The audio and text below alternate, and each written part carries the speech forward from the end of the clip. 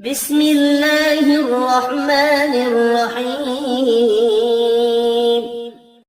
اللهم صل على سيدنا محمد وعلى آل سيدنا محمد صلاة تنجينا بها من جميع الأهوال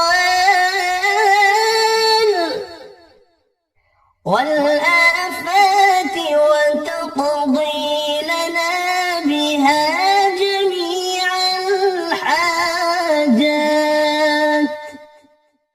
وتطهرنا بها من جميع السيئات وترفعنا بها عندك أعلى الدرجات وتبلغنا بها أقصى الغايات من جميع الخيرات في الحياة وبعد الممات، إنك مجيب الدعوات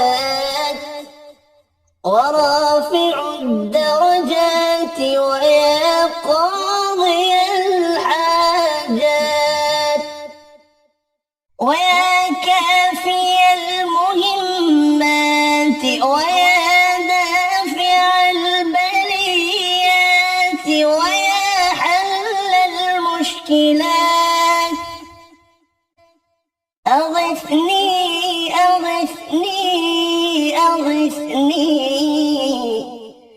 يا إلهي، إنك على كل شيء قدير.